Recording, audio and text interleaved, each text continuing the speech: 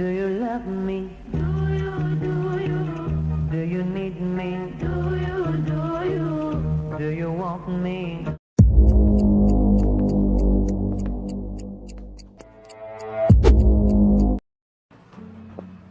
فاكر محسن صاحبي النصاب اللي حكيت لك عليه؟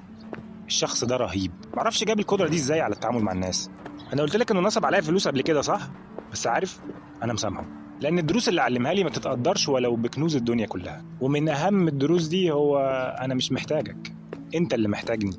محسن كان دايما يقول لي ان صاحب اليد العليا في اي صفقه هو اللي يقدر يمشي منها في اي وقت، او على الاقل يخلي اللي قدامه يصدق ده، يخليه يحس انه مش محتاجه. ولو ما عرفش يعمل ده عمره ما هياخد منه اللي هو عاوزه. احنا كبشر مبرمجين على ده، بمجرد ما نحس ان اللي قدامنا ممكن يمشي بسهوله هنبدا نفكر في عواقب رحيله وقد ايه هنخسر لو ده حصل. محسن كمان كان بيقول ان الحب والعلاقات ماشيين بنفس المبدا، وان الستات عايزين نفس اللي احنا عاوزينه بس عمرهم ما بيصرحوا بده لانهم اذكى مننا في اللعبه دي. محسن كان شايف ان الست بتقدر تحسس الراجل انها مش محتاجاه، وده اللي كان بيخلي الراجل يتجنن ويبدا يطاردها ويجري وراها، وده بيحصل بدون اي مجهود من الست لان ده متاصل في طبيعتها اصلا. طريقه تربيه البنت اللي فيها خجل من الجنس الاخر وخوف من التجارب المؤلمه بتخلي الست غصب عنها ترفض اول خطوه الراجل بياخدها، ولما ده يحصل الراجل يبدا يحس انها مش عاوزاه فيبدا يفكر فيها اكتر. وده ليه؟ لان زي ما انت عارف الممنوع مرغوب، فيبدا يطاردها اكتر فيبان انه محتاجها اكتر. ولما الست تشوف الراجل بيطاردها بالشكل ده تبدا هي تفرمل وتتمنع حتى لو كانت عندها الرغبه فيه.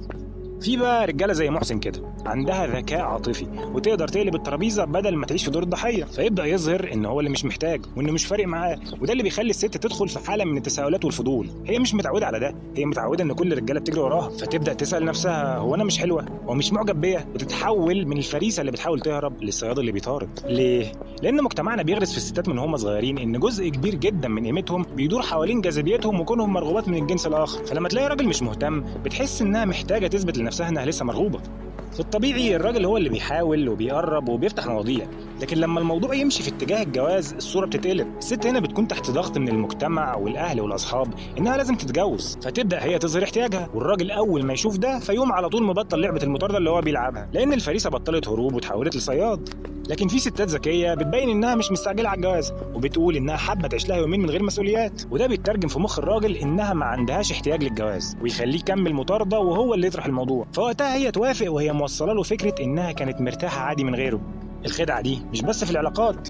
محسن مرة كان شغال مندوب مبيعات، وكان بينزل الشارع يبيع أجهزة طبية للصيدليات. الشخص العادي كان بيبيع جهازين أو 3 في اليوم، بس ده مش شخص عادي، ده محسن. محسن عمل خدعة عبقرية اعتمد فيها على المبدأ اللي احنا بنتكلم فيه. طبع ورقة خامتها كويسة ومرسوم فيها دوائر، وفي كل دايرة مكتوب كلمة الفائز وجنبها اسم شخص، وبدأ يقنع الصيدليات إن اللي بيشتري أكتر من جهاز بيكسب رحلة أو أسبوع للساحل على حساب الشركة، وإن كل الأسماء اللي في الورقة دول كسبوا. طبعا كل الأسماء دي وهمية أصلا ملهاش وجود، الغرض منها بس إنه يحسس اللي بيبيع له إنه مش محتاجه، وإنه بالفعل باع لناس كتير جدا غيره، فمش انت اللي هتفرق معايا يعني. وفعلا محسن عمل في اليوم ده نسبة مبيعات ما حصلتش قبل كده. في حاجة كمان مهمة جدا في موضوعنا ده، خلي دايما ديونك أقل تقدر تساوم براحتك. أصل طول ما أنت عليك إيجار شقة وقسط عربية وفواتير وغيره وغيره، إزاي هتقدر تبقى مش محتاج؟ غصب عنك هتكون متوتر ومحتاج للصفقة عشان ما تغرقش في بحر الديون اللي عليك. أنت نفسك لو مديرك بيعاملك بشكل مش كويس أو مش مريحك هتقدر إزاي تبين إنك مش محتاج للشغل وأنت عليك إيجار شقة ولبس مدارس وقسط تليفون وغيره؟ فبالتالي ما تقدرش تهدد حتى إنك ممكن تنسحب لأنك فعلا محتاجه، وده بيبان على وشك وأسلوبك. مبدأ الاحتياج ده موجود في كل حاجة في حياتنا. تفتكر ليه مثلا الناس بتقف طوابير على محلات بلبن؟ عشان أكلهم حلو مثلا؟ لا خالص على فكرة. لكن الزحمة الوهمية اللي بيخلقها المحل نفسه الناس بتترجمها على طول إنها عدم احتياج المحل للزباين. المحل ده مش محتاجك ولا محتاج فلوسك، وده اللي بيخليك أنت اللي بنفسك تروح تجري وتقف في الطابور عشان تشتري. فلما حد يعمل نفسه بيعك ومش محتاجك ده مش بالضرورة صح، هو يمكن أكتر حد عاوزك لكنه بيحاول يلعب معاك لعبة الاحتياج، فخليك فاهمها وما تقعش فيها. وفي النهاية لو عجبك الفيديو ما تنساش تدوس لايك وتشترك في القناة، واشوفكم على خير في حلقة جديدة في الشارع.